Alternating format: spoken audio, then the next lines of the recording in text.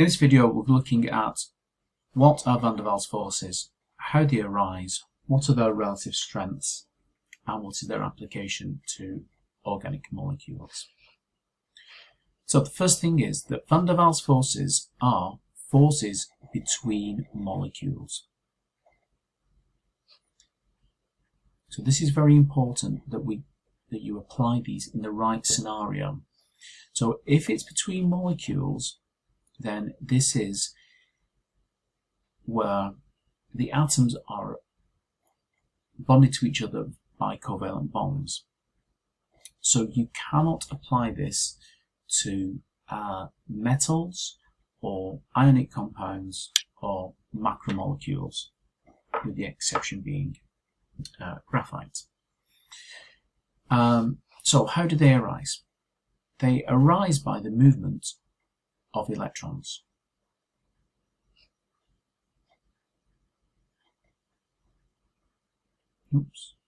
Electrons. And their relative strengths depend upon really two factors: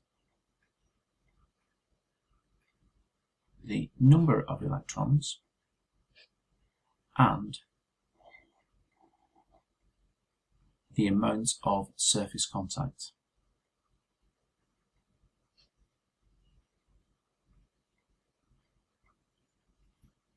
Okay, so imagine here at the bottom we've got these molecules all lined up. Now these are non-polar molecules. Now van der Waals forces do occur in all molecules, occur between all molecules, but for A level we tend to only think about them in the context when there are no other intermolecular forces present, such as dipole-dipole or hydrogen bonding. So we've got these non-polar molecules, so there's no overall dipole across any of these molecules down here at the bottom.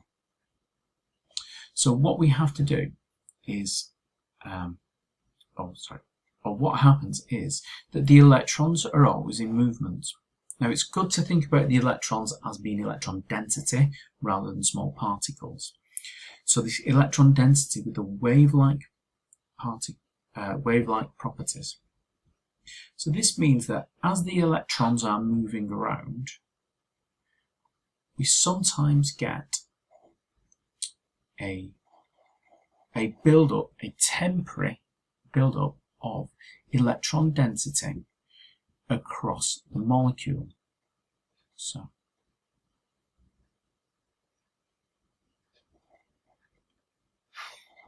in one snapshot we've got a build-up of electron density on the right hand side here. So we've got high electron density here, and here we've got low electron density on the left.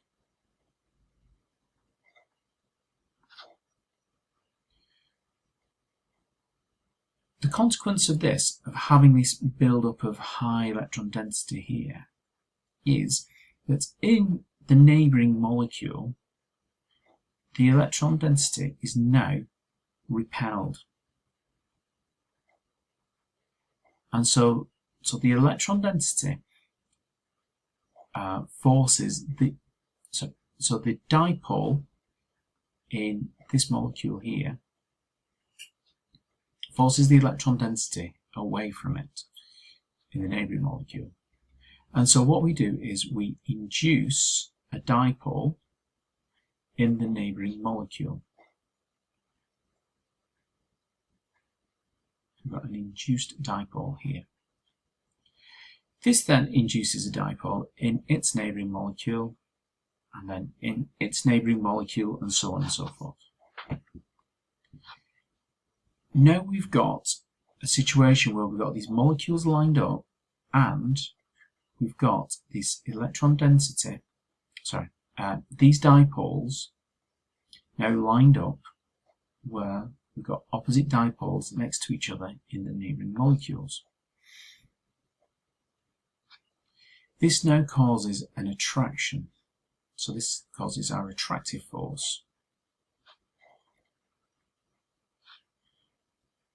And we've shown that the molecules have been attracted to each other, so they've moved closer together. Now, that doesn't obviously occur in reality, but we have this attraction between these molecules, which means that it's going to be harder to separate these molecules than if there was no attractive force there. Okay, so just to go back over that we have our non-polar molecules, we have the electrons moving. This causes a temporary dipole, temporary is an important word, across one molecule. This induces a dipole in a neighbouring molecule, inducing other neighbouring molecules, and then we have an attractive force between molecules.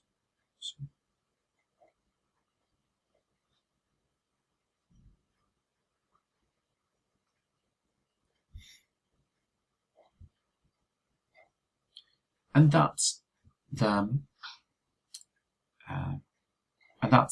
how they arise. Looking at the relative strengths. So if we're comparing, say, two molecules here. So let's say we've got chlorine and bromine molecules. Now, bromine molecules are much larger than chlorine molecules. So chlorine molecules have 34 electrons across them. Bromine molecules have 70 electrons across them. So when we're thinking about the electron density and these electron density moving and our temporary dipoles, because we've got 34 electrons here in chlorine, we can get a reasonable sized dipole here. Okay. But if you think about the bromine molecule, well, we've got twice as many electrons available. So we could have potentially double the dipole occurring across each molecule. So when we've got more electrons, then we have a larger temporary dipole, which induces a larger dipole in neighbouring molecules, which gives us stronger van der Waals forces, just to abbreviate to VDWs. Now, in organic molecules, if we're thinking about chain isomers, then we can sometimes think about we can compare molecules with similar boiling points. Sorry, molecules with the same molecular formula. So let's look at, say, pentane. So I'm just drawing pentane out in the skeletal form, and what you can see is that these molecules can fit up nice and snugly together. So this means that there's lots of surface contact here.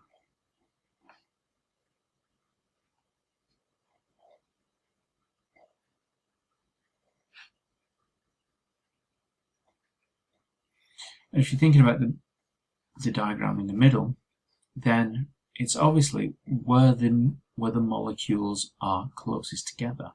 That is where the dipole-dipole interaction occurs. So, if we compare that to, say, a chain isomer of pentane, which is the dimethyl propane, so I'll draw that again, skeletal formula.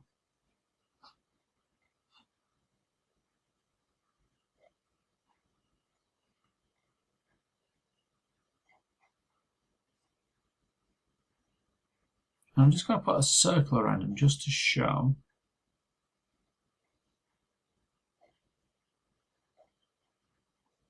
differences here. So our dimethyl propane here, which looks like an X in a circle, as opposed to our pentane up here at the top. So you can see that the pentane has got much more surface contact.